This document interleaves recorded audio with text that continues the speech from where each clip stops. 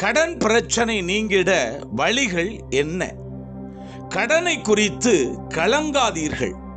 பிரியமானவர்களே, கடன் பிரச்சனையால் நொந்து போன கடனாளியாக இருக்கிறீர்களா? உங்களை போன்று கடன் பிரச்சனைகளே சிக்கியிருக்கும் மனிதர்கள் பலர் இன்றைக்கும் இருக்கின்றார்கள்.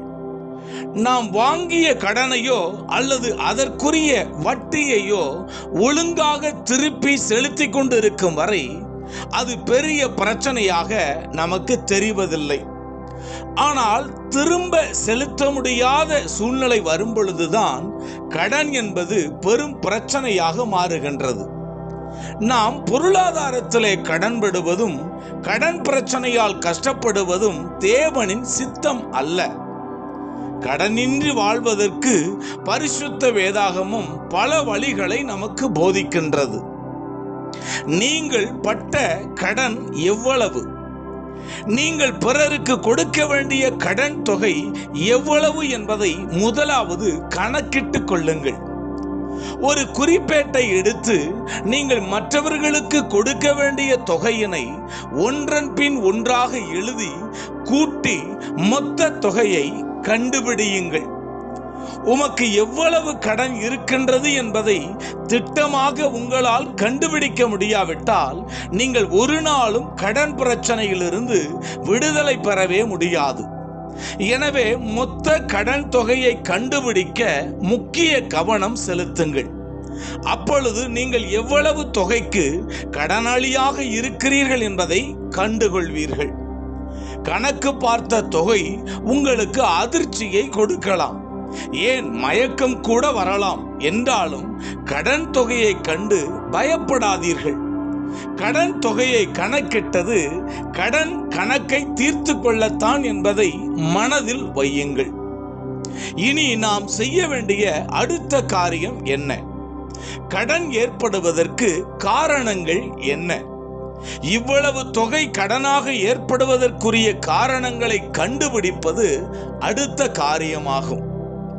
தவறான முறையில் பொருள் தேட வேண்டும் என்று தகாத வழியிலே முயற்சி செய்யும் போது, உன் உழைப்புக்கும் மிஞ்சின வருமானத்தை விரும்பும் போது கடன் ஏற்படுகின்றது.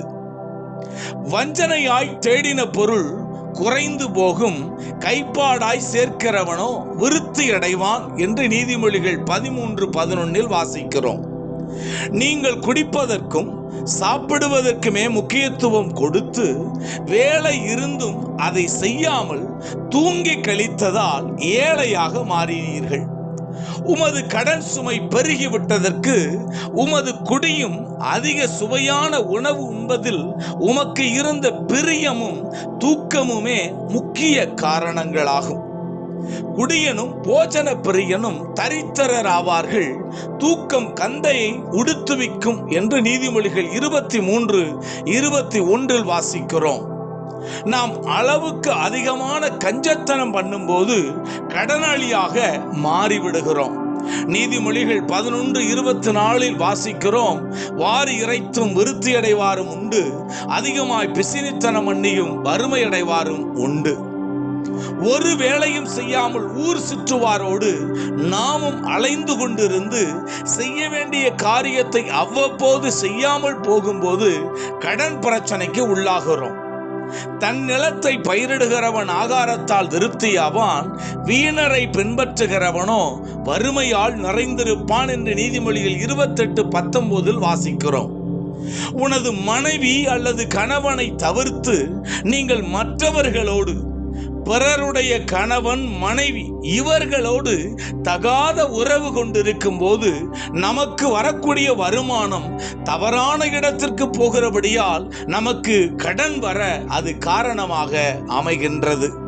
நீதிமொழிகள் 5:10 வாசிக்கிறோம், அந்நியர் உன் செல்வத்தினால் திருப்தி அடைவார்கள், உன் பிரயாசத்தின் பலன் புறத்தியாருடைய வீட்டிலே போய் சேரும் என்று.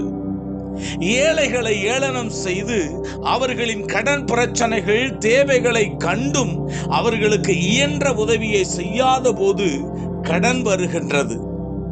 தான் பிரயாசப்பட்டு தேடினதை அவன் விழுங்காமல் திரும்ப கொடுப்பான்.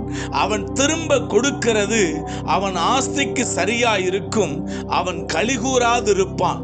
அவன் ஒடுக்கி ஏழைகளை கைவிட்டு தான் கட்டாத வீட்டை பறித்தபடியினாலும் தன் வயிறு திருப்தியற்றிருந்தபடியினாலும் அவன் இச்சித்த காரியங்களில் அவனுக்கு ஒன்றும் இருப்பதில்லை. அவன் போஜனத்தில் ஒன்றும் மீதியாவதில்லை. ஆகையால் அவன் ஆஸ்தி நிலை நிற்பதில்லை. அவன் வேண்டும் என்கிற பரிபூரணம் அவனுக்கு வந்த பின் அவனுக்கு வியாகுலம் உண்டாகும். சிறுமைப்படுகிற ஒவ்வொருவருடைய கையும் அவன் மேல் வரும் என்று யோபு 20:18 முதல் 22 வசனங்களில் வாசிக்கிறோம்.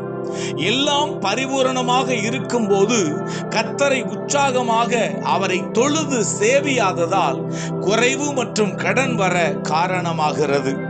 சகலமும் பரிபூரணமாய் இருக்கையில் நீ மனமகிழ்ச்சியோடும் களிப்போடும் உன் தேவனாகிய கர்த்தரை சேவியாமல் போனது நிமித்தமாக சகலமும் குறைவுபட்டு பட்டினியோடும் தாகத்தோடும் நிர்வாணத்தோடும் கர்த்தர் உனக்கு விரோதமாய் அனுப்பும் சத்துருக்களை சேவிப்பாய்.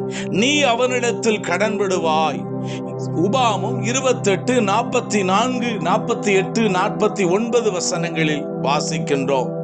உம்முடைய கடன் பிரச்சனைக்கு இப்பொழுது சொல்லப்பட்டுள்ள காரணங்களில் ஒன்றுக்கு மேற்பட்டவை காரணங்களாக இருக்கலாம்.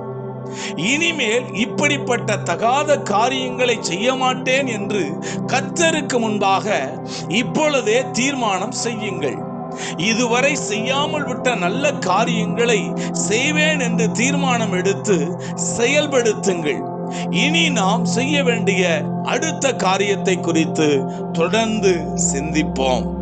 கர்த்தர் நம்மை ஆசீர்வதிப்பாராக.